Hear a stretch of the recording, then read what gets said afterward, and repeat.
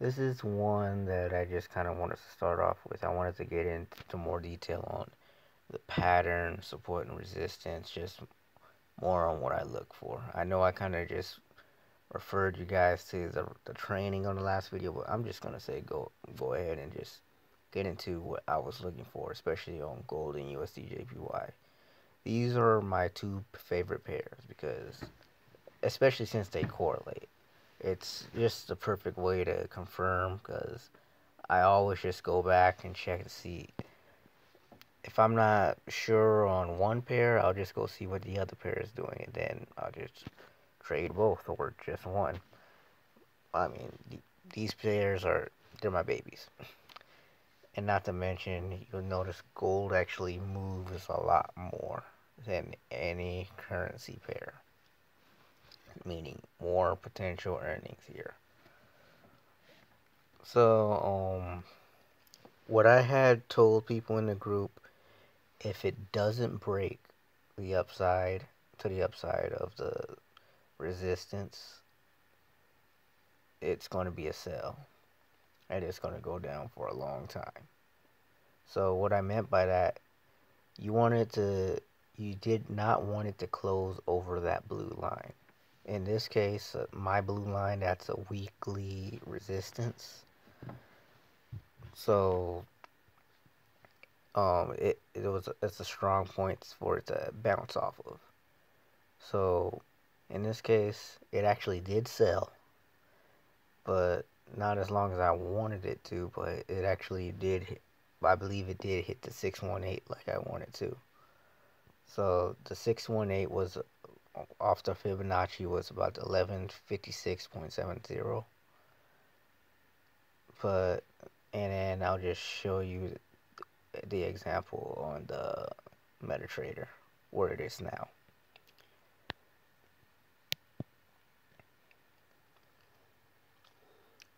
And I'll show you more on why I said I went for the M. Oh, also,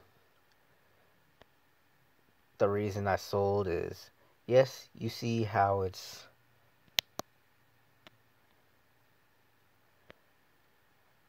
yes, you see how the pattern that I'm creating is a giant W, but what do you see right there in the middle? If you went to a smaller time frame, you would have saw a fat M on the smaller time frame. That is also a confirmation of why I sold an M pattern, and not to mention it held.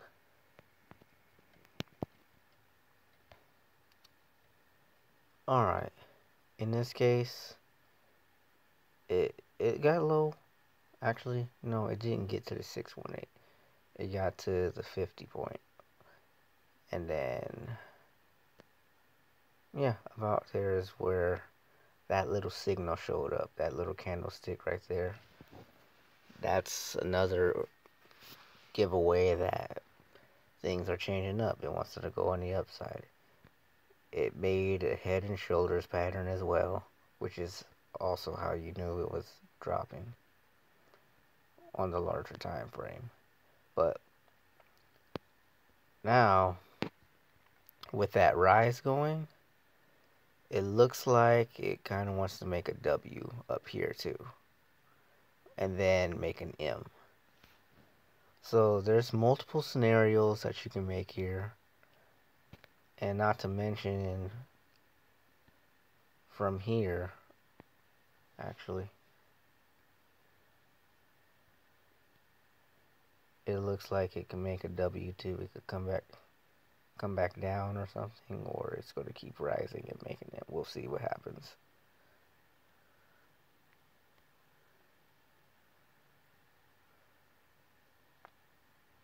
Also, I'm going to teach you a bit on how to actually use this a bit more. So, with it popping out of the Bollinger Bands and coming back in, that was actually another confirmation to buy. So, right here, buy. It hit support, buy. Not to mention that little candlestick, that's another indication to buy and hold. And now we're basically just waiting for another signal to sell, if or buy. So that's where we go to the next time frame, see what it's doing. You see some red going on down there, and also the indication that I actually sold at this point, and it is selling. We're down to the hour chart. What is that? An M formation, and it's actually selling at this point. So it's all about the pattern. And also, you see with these red lines, I actually made channels. So channels, it shows the trends. It kind of highlights the bounces that go on here. Like you see right here, it just, if you use your trend lines and just catch it at the top, and then you want to pretty much catch it on the top of all the wicks, as many wicks as possible. That way you get a really accurate indication of where it's going to go. That way you could just continuously buy, sell, or in this case, you more than likely just want to sell. When it's on a downtrend, you want to just keep looking for selling opportunities. On an uptrend, where it reversed over here, you want to mainly just buy. Like, especially at this point, you see where it just came up here. At this point, you probably could have sold, but if you want to be safe, it's best to wait for it to drop down and then just buy again. So you don't want to take too much risk, and at the same time, you're still making a good amount of pips. So channels are good to take advantage of, but also you want to look for that pattern. So you see where it closed over here, it didn't break above here. I mean, it's okay if the wick passes, but the highest close can't exceed that high right there, and it didn't. So that's another confirmation. So we expect it to drop. So the next step, you just want to put the Fibonacci out, and you just wanted to put it at the previous high, the previous low.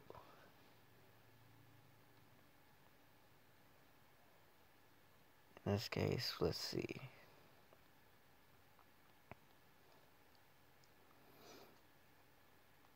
Or you can actually just go off the next point of resistance. Well, support. My bad. So you can go off to 1218, or if you decide, if you like to just split up your trades, you could have put like 3 different lots. You just split it up into 3 or 4 or however many you want to do it. Like, for example, if you were like me and did like a dollar size lot, you could have split it up into 4 25-cent lots. And then after each point in support, you can take profit there. So a little bit before the 12, 18, 24, I could have taken my first profit right there. The second take profit could have been at the 1204, and then etc. It's like 1178.10, and then about 1132 would be my final one, or lower, to be honest, because in all honesty, I like to swing for the long run. That's just how I do it, though.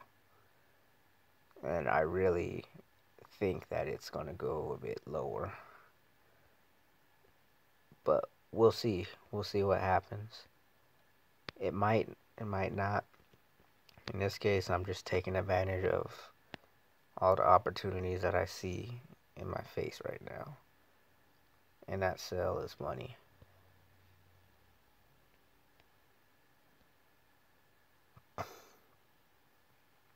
But yeah, that's basically all that I do.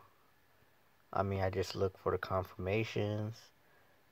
I look for little things like the signal lines just dipping out, crossing back in, and then you could have taken profit here, or if it crossed into it, you could have got into another buy. That's another signal, because that's just a signal that it's actually changing its flow.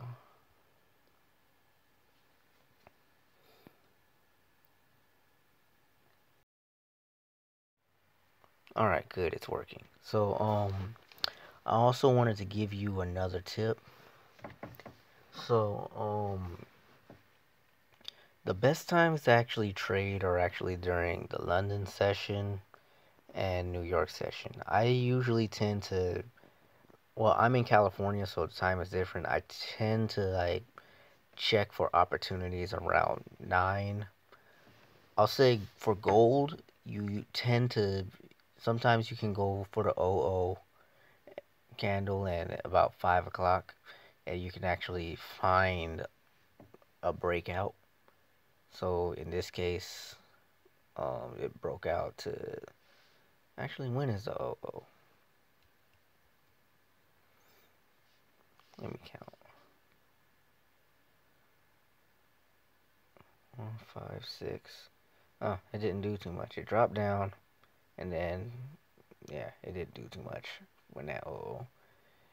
It broke out to the upside, and just to make the M, but yeah, it didn't do too much today. Oh well. But London session, the way it starts out, is going to try to fake you out. Like in this case, well, it started early. I'm not gonna lie. Usually, it's going to like try to shoot up, make a new high today, and then it's going to finish out that M. But in this case, it's doing it early. It's not London session yet. I mean, you still got like 5 more minutes, and it's already completing that pattern. Which I'm not complaining. I mean, it's more money. But in this case, it probably can bounce on the trend line.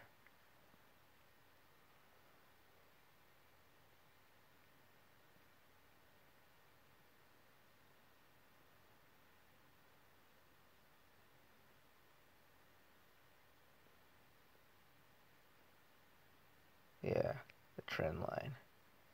No, it's breaking through. Yeah, it's broken through that one. So if it breaks the trend line and closes over, it's going to continue down. Because that's basically another channel right there. But, yeah, basically, it breaks out on the London session, completes the pattern. And then New York, it does the same thing, but it can either go how do I want to explain this? Okay, it can either make an intraday setup, so it can go for multiple days or multiple sessions. So it'll go to the high for once, and then it'll consolidate, and then it can wait until the New York session to actually break down and complete the M. Or sometimes it'll just totally reverse and then just go ahead and do its thing. In this case, it waited until London session.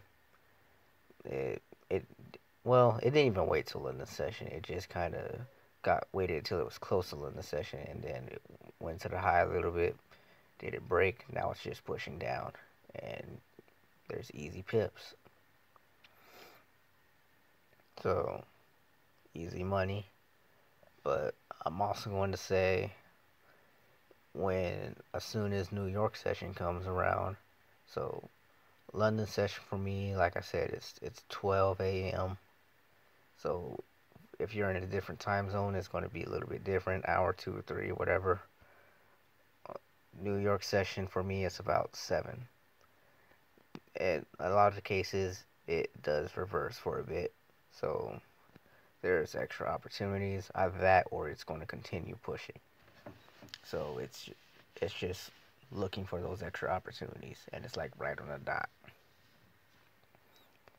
So yeah, right here, it's looking like it's just gonna play around, but I'm pretty sure it's gonna keep falling on a 4 hour. Says it can, or it can make a bigger pattern. We shall see.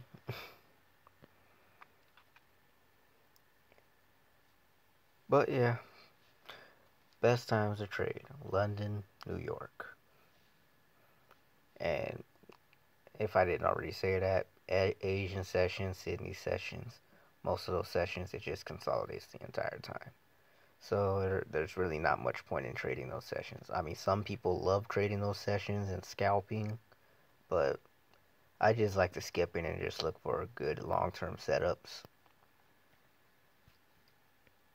And just throwing it out there, if you don't see a good setup, there's no good trade. So don't trade at all. Only trade the M formation, W formations, head and shoulders patterns. That's money. That's how the market moves. And if you, especially if you know that the second leg is lower, you know it's gonna go down. It just can't. The wick, it can go up. It just can't close past the high. That's how you know it's confirmed. Just throwing that out there again.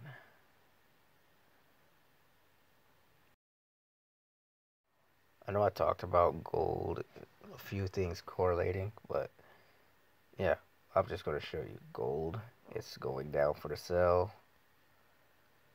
And now you see USD JPY spiking up for the buy. I mean, I don't make this stuff up. It's easy money right there. I made it on the buy.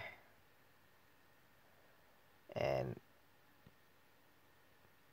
I'm in profit on the sell.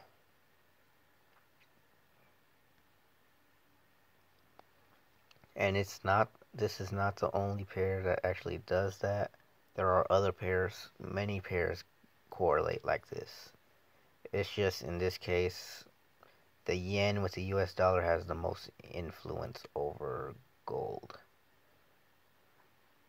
And it's like that with like USD Canada and oil too, if you like to trade oil.